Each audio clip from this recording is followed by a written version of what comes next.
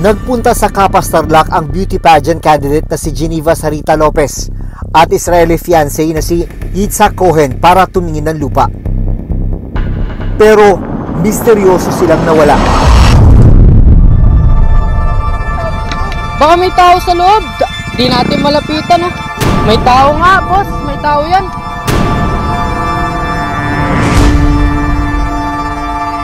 Makalipas ang 2 linggo, 2 bangkay ang natagpuang nakalibing sa isang quarry site sa Barangay Santa Lucia, Capas Tarlac.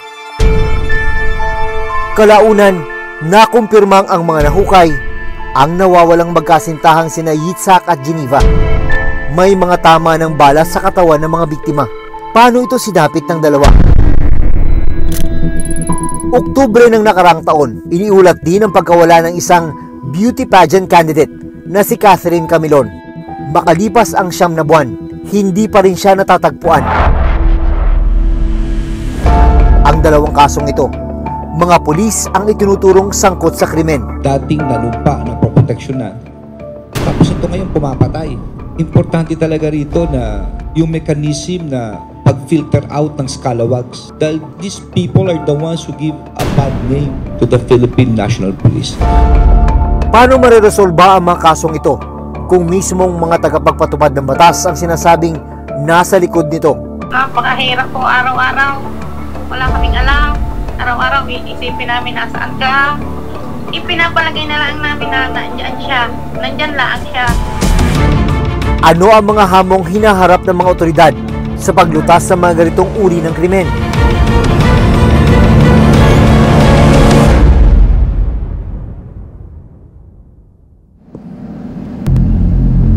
June 21, 2024, umalis sa Angeles City, Pampanga ang magkasintahang Geneva Sarita Lopez, 26 years old, at ang Israeli national na si Yitzhak Cohen, 37 years old. Kwento ng nakatatandang kapatid ni Geneva na humiling na itago ang kanyang pagkakinanlan. Wala silang alam nung una sa naging lakad ng dalawa. Supposedly, bibili kami ng gift para dun sa Saturday na birthday, yung Friday na hapon. Tapos yung mismong Friday, kinancel niya ng umaga. May meeting pala ako 10 ng hapon. Kayo na lang. Geneva Lopez, 25! Kinabukasan, ipinagtaka ng pamilya ni Geneva na hindi makontak ang dalawa. Yung handler niya, yung nag-aayos sa kanya, na since may rehearsal sana silang Saturday, dapat alas 5 pa lang, gising na yan. Alas 9 na hindi pa nagpapakanda. Agad nilang ipinagbigay alam sa mga pulis ang pagkawala ni na Yitzhak at Geneva. Bandang alas 2 ng madaling araw kinabukasan. Alina ko may pare po ito, punta mo lang, may pare. Isang nasusunog na sports utility vehicle o SUV ang nakuna ng video sa kabaan ng San Jose Road, Barangay Cristo Rey sa Capas Tarlac. Boss, baka may kilala kang matawagan na emergency. Baka may tao sa loob. Di natin malapitan. Naiparating sa Capas Municipal Police Station ang insidente ng nagliliyab na sasakyan. So nung pinaka-assess na po itong SUV, ay doon po natagpuan yung ilang mga dokumento at saka mga ID na may pangalan po si Geneva, na nagkukumpirma po na ito po yung mga sasakyan ng biktima, pero wala po sila doon. Hindi po sa kanila yung sasakyan, ma'am, parang nirentahan lang po nila.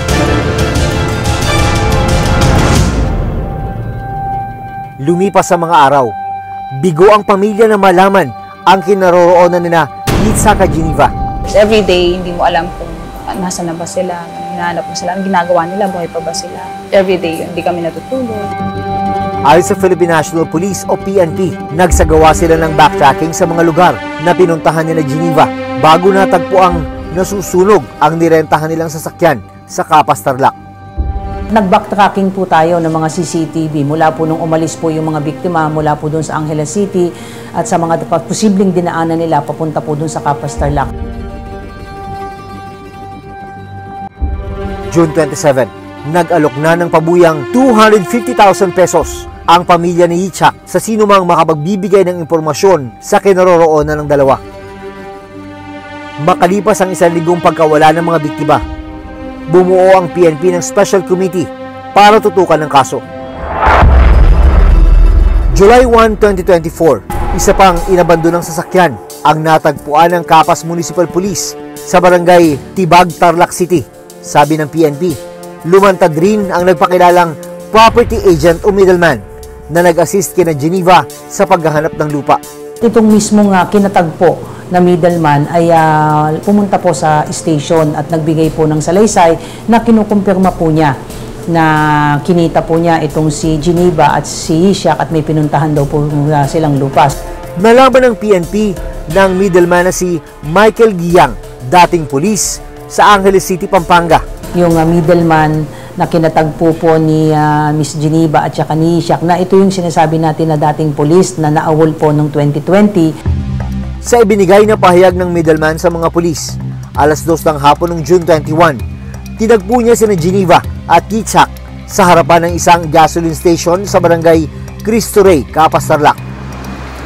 Dagdag ng middleman, bumiyahe siya kasama sina Geneva at Ishak papuntang Armenia Village para silipin ang lupang planong bilhin ni Geneva. According to him, pagkatapos nilang puntahan yung lupa ay naghiwalay rin sila at may iba siyang pinuntahan at hindi niya na alam kung saan nagpunta yung dalawa. Pinuntahan ng Reporter's Notebook ang nasabing gasolinahan. Sabi po ng mga pulis, dito yung meet up nung mga victim at saka nung middleman. Kaso personally, hindi ko po sila nakita. Marami dito kasi na when it comes to bilihan ng lupa, ganon, ng mga transactions, dito talaga maraming nagmi-meet up dito. May mga closed-circuit television o CCTV camera ang nasabing gasolinahan. Ang problema, hindi raw gumagana ang mga ito. Kasi nung malakas yung bagyo noon, yung mga parang CPU nung recording nung CCTV namin, nabasado sa may loob doon, nasira. Unfortunately, hindi sila umaandar ngayon. Sabi ng PNP, malaking tulong sana sa investigasyon kung nakuha na ng CCTV ang mga huling sandali bago nawala sina Geneva. Ang problema nga natin na napakalaki sana ng maitutulong ma'am ng mga CCTV cameras na yon para ma-establish natin kung sino-sino ang mga sasakyan ang nagpark doon, pagbaba ng mga tao, ma-identify natin, pati yung mga plaka ng sasakyan, ma-establish natin yung timeline kung anong oras sila nandun. Sa pag-ikot ng Reporter's Notebook, nalaman naming mahigit 1 kilometro lang ang layo ng gasolinahan sa lugar kung saan nakunang nag-aapoy ang SUV na sinakyan ng mga biktima. Sa patuloy na investigasyon ng mga pulis, 7 ang itinuturing nilang persons of interest sa pagkawala nila Geneva at Ishak. Kalaunan, lumantad at nakipagtulungan ang isa sa kanila na kinilalang si alias Junjun. Nung kinausap nila itong si alias Junjun ay nagsabi na nakukonsensya na siya at makikipagtulungan siya sa pulis at sumuko siya.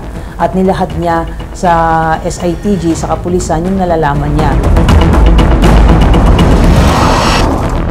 Ayon sa PNP, batay sa salaysay ni alias Junjun, isang kumpare niya na naghahanap umano ng mekaniko ang lumapit daw sa kanya noong June 21.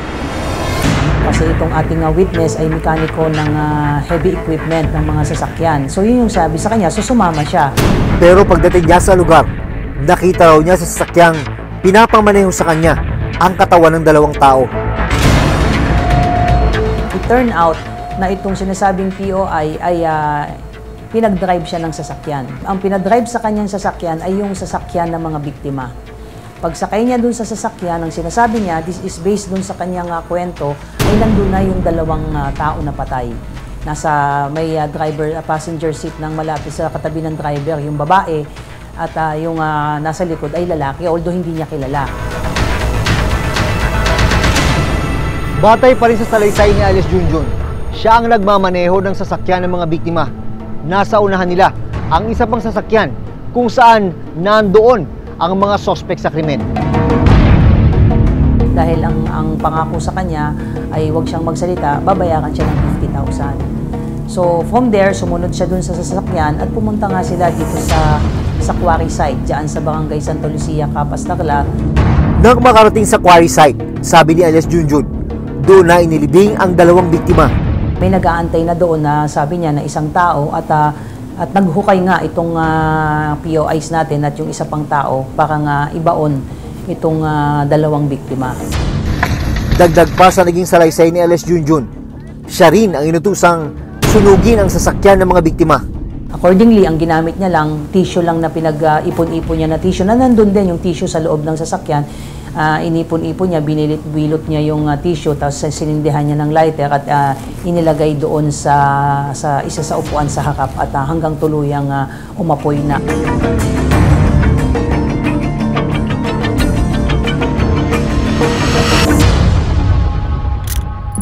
July 4, 2024, sinalakay ng mga otoridad ang bahay ng middleman na huling kinatagpo ni Geneva. Sa bisa ng search warrant, hinalugog nila ang bahay at nakuhanan siya ng baril at granada. Dahil sa mga impormasyong isiniwalat ni Alice Junjun, natunto ng mga pulis ang kinaroroonan ng magnobyong Geneva at Itzhak. Umaga ng July 6, nahukay ang kanilang mga katawan sa isang quarry site sa Barangay Santa Lucia, Capas, Tarlac.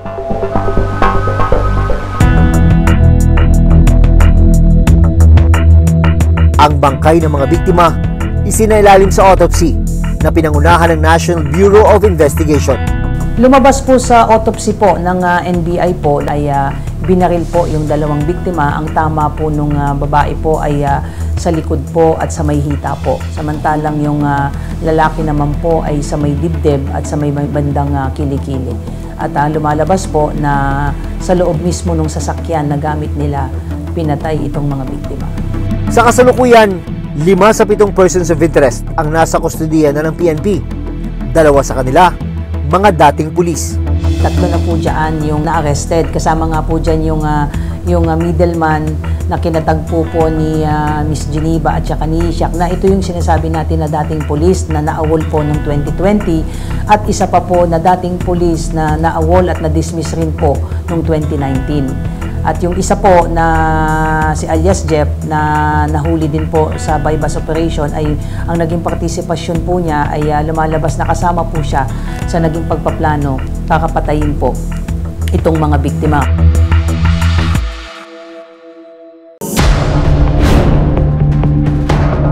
Sabi ng PNP, planado ang ginawang pagpatay kina Itzhak at Geneva. Land dispute ang lumalabas na motibo sa nangyaring krimen. Inentice talaga nitong si middleman na pumunta noong June 21. It appears, ma'am, na itong si middleman ay nakapagsanla ng lupa dito kay Geneva at it appears na mukhang hindi nabayaran itong si middleman yung kanyang utang, kaya kinukuha niya na yung lupang collateral na isinanla nitong si middleman. Subalit parang ayaw ibigay yung lupa. Sinampahan ng reklamong 2 counts of murder ang mga suspect. Nagpapatuloy ang investigasyon ng mga pulis. Ginagawa na ng pulis ang lahat para masolusyon po para makita talaga ang mga taong guilty po rito sa kasong ito. Ibiniyahe pa uwi sa bansang Israel ang bangkay ng biktimang si Yitzhak Cohen. Inilibing na rin ang labi ni Geneva. Umaasa ang kanilang mga pamilya na mapapanagot sa batas ang mga pumaslang sa kanila.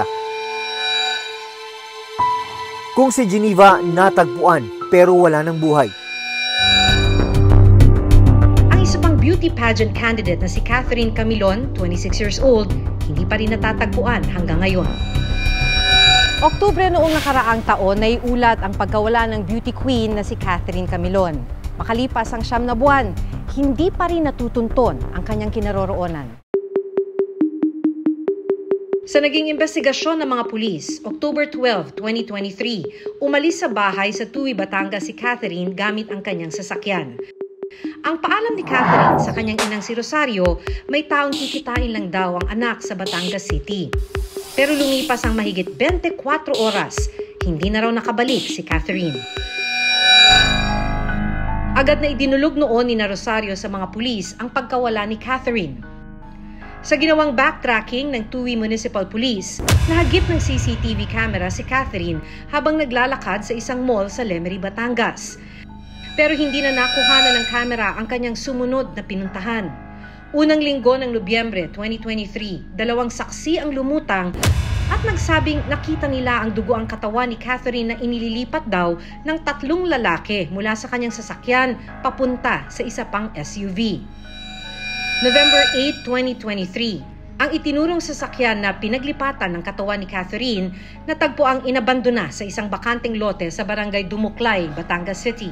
So nung pinaka-assess po yun ng SOCO ay may mga na-recover po doon na mga hair strands, pati po na mga dugo po sa isang sponge po. So nung kinuha po to, pinaka-assess po, sinuwab po yan at ikinumpara po at kinuhanan din po ng DNA pa specimen po yung mga magulang at nag-match po. Hindi nagtagal, isang pulis ang tinukoy na sangkot di umano sa pagkawala ng biktima. Kinilala siyang si Police Major Alan De Castro, dating hepe ng Lipas City, Batangas. Si De Castro, karelasyon daw ni Catherine. Ano ho bang relationship niya dun sa suspect? Naging boyfriend niya na hindi naman niya ipinaalam sa amin. Bakit ho siya sasaktan ng kanyang boyfriend? Nagsumbong ho yung anak namin ipinaalam doon sa asawa dahil may asawa po yung suspect na may babae na may ibang relasyon. Yun ho, siguro baka yun ho ang isang dahilan. November 2023, sinampahan ng kasong kidnapping at illegal detention ng pulis, kanyang bodyguard at 2 pang hindi nakikilalang lalaki. Kalaunan, na-dismiss ang mga kaso laban sa mga ito dahil daw sa kakulangan ng ebidensya. Paano po kayo nakapag-react noon? Masyado ho kami na-dismiss kaya sa naging resulta ho ng aming ikinaso.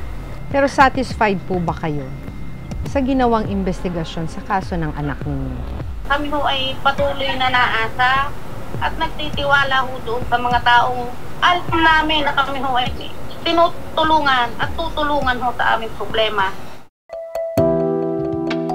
Makalipas ang 9 na buwan, hindi pa rin nawawala ng pag-asa sina Rosario na makikitang buhay ang kanilang anak. Hindi ko pa naman ho isinasa puso't isip na siya wala na at hindi pa naman ho namin siya nakikita Saan po kayo kumakapit? Wala po. Panginoon Diyos ho talagang nahingi ng awa. Dasal, tiwala at kami hong pamilya. Sabi ko ho sa amin, kailangan namin maging matatag. Ang mahirap po is the not knowing, Napakahirap po araw-araw. Wala kaming alam. Araw-araw iisipin namin nasaan ka. Ipinapalagay na lang namin na nandyan siya. Nandyan lang siya. Itinanong namin sa tagapagsalita ng PNP kung ano ang update sa kaso ni Catherine. Itong ginawang pagpatay, kung hindi man planado, naging malinis yung ginawa nilang krimen. Pero naniniwala tayo, ma'am, na sabi nga nila walang krimen na hindi natutuklasan. Nakaapekto raw sa kaso na wala silang natatagpo ang katawan ng biktima. Maliban nga dito sa scarcity ng witnesses, ay wala talaga tayong corpus delicti na sinasabi yung body of the crime. Kaya nga ang sinampalang muna nating kaso, ma'am, serious illegal detention at saka kidnapping kasi wala tayong katawan na masasabi na talagang pinagplanuhan. Malaking hamon rin ang kawalan ng saksi sa tunay na sinapit ni Catherine. Kapag wala tayong makuwang witness na makakapagbigay sa atin ng lead kung saan-saan pumunta itong ating mga hinahanap, yung ating mga suspects din. Pananaw ng presidente ng Volunteers Against Crime and Corruption o VACC. Yung collection of hard pieces of evidence medyo mabagal, kulang-kulang. When it comes to forensic, limited also yung human resource o mga expert natin. Kailangan may support pa rin from the national government or other agencies. Pagbili, pag-acquire ng mga scientific, mga high technical devices. Yung Witness Protection Program should be amended, revised into a stronger law. This is a call for the PNP leadership na palakasin nila talaga yung anti-crime initiatives nila, anti-crime prevention, at yung crime solution. Maaaring may lapses. May mga pagkakataon na may mga, yun ang isa sinasabi na yung may mga particular tayong kinaso, bakit may mga lapses tayong napupuna. At yun naman, ma'am, ay hindi isinasantabi ng PNP, hindi yun pinagwawalang bahala. Na mananagot talaga ang dapat mananagot dito. Susunod! Dating nanumpa na proteksyonan. Tapos ito ngayon pumapatay. Importante talaga rito na yung mechanism na pag-filter out ng scalawags.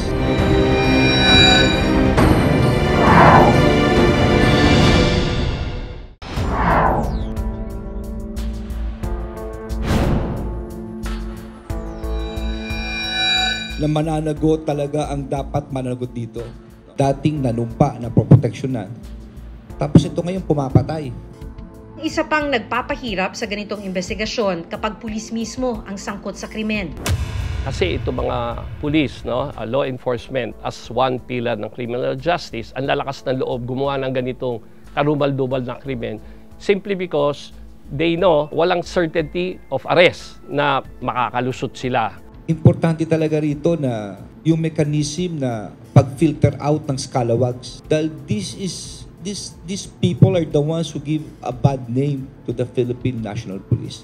Ito yung nagsisira sa pangalan. Ito mga anay na to. We will make sure that the ends of justice will be served.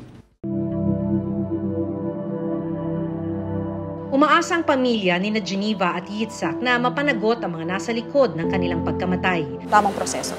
Kung sinong gumawa, siyang managot. Walang ibang maapekto.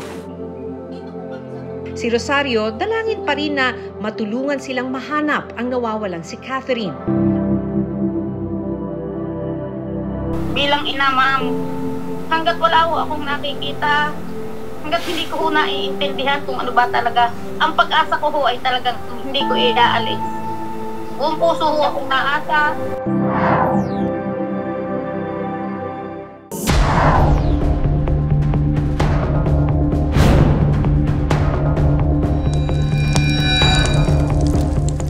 Ang nakababahala sa dalawang kasong ito, pulis at mga dating pulis ang di umano'y nasa likod. Mga uniformadong dapat poprotekta sa kanila pero ngayon itinuturong may kasalanan. Dapat ay mas paigtingin at pabilisin ang pagbibigay linaw at solusyon sa mga kaso para mabigay sa lalong madaling panahon ang hinahangad nilang katarungan. Hanggang sa susunod na Sabado, ako si Maki Pulido. Ako si Jun Veneracion at ito ang Reporter's Notebook.